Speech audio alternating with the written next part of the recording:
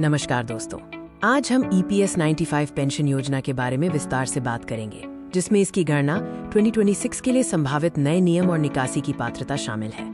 EPS 95 कर्मचारी भविष्य निधि संगठन EPFO द्वारा प्रशासित एक महत्वपूर्ण सामाजिक सुरक्षा योजना है, जो संगठित क्षेत्र के कर्मचारियों को सेवानिवृत्ति के बाद वित्तीय सहायता प्रदान करती है। कर्मचारी पेंशन योजना 1995 यानी EPS 95 भारत में सेवानिवृत्ति के बाद आय सुरक्षा सुनिश्चित करने वाली एक मुख्य योजना है। इस वीडियो का मुख्य उद्देश्य आपको पेंशन गणना का तरीका, निकासी के लिए न्यूनतम पात्रता और साथ ही 2026 में अपेक्षित नए नियमों के बारे में स्पष्ट जानकारी देना है। आइए अब समझते हैं कि EPS 95 पेंशन की राशि की गणना कैसे की जाती है। ये एक सरल लेकिन महत्वपूर्ण सूत्र पर आधारित है। पेंशन योग्य वेतन वो औसत मासिक वेतन होता है जिसकी गणना कर्मचारी की सेवानिवृत्ति या निकासी की तारीख से पहले के अंतिम 60 महीनों के वेतन के आधार पर की जाती है। पेंशन योग्य सेवा कर्मचारी द्वारा योजना में योगदान किए गए वास्तविक वर्षों की संख्या है। 6 महीने से अधिक की अवधि को 1 वर्ष के रूप में गिना जाता है।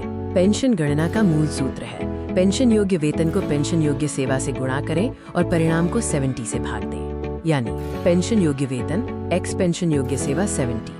EPS 95 से पेंशन राशि की निकासी या पेंशन शुरू करने के लिए कुछ न्यूनतम पात्रता शर्तें हैं, जिनके बारे में जानना जरूरी है। पेंशन आमतौर पर 58 वर्ष की आयु पूरी करने पर शुरू होती है। हालांकि कम सेवा अवधि के मामले में कुछ अन्य विकल्प भी उपलब्ध हैं। पेंशन शुरू करने के बजाय यदि आपकी सेवा अवधि 10 वर्ष से कम है, तो आप पूरी जमा राशि निकालने के पात्र हो सकते हैं। 58 वर्ष से पहले निकासी के अपने नियम और शर्तें हैं। EPS 95 योजना में समय समय पर बदलाव होते रहते हैं। 2026 में कुछ नए नियम या संशोधन अपेक्षित हैं, खासकर हायर पेंशन को लेकर। सबसे बड़ा संभावित बदलाव हायर पेंशन की गणना और निकासी से संबंधित हो सकता है। सुप्रीम कोर्ट के फैसले के बाद हायर पेंशन के लिए आवेदन करने वालों के लिए नियम बदल सकते हैं। ये संभावित बदलाव योजना को अधिक टिकाऊ बनाने या कर्मचारियों की बढ़ती जरूरतों को पूरा करने के लिए लाए जा सकते हैं। इसका सीधा असर भविष्य की पेंशन राशि पर पड़ेगा।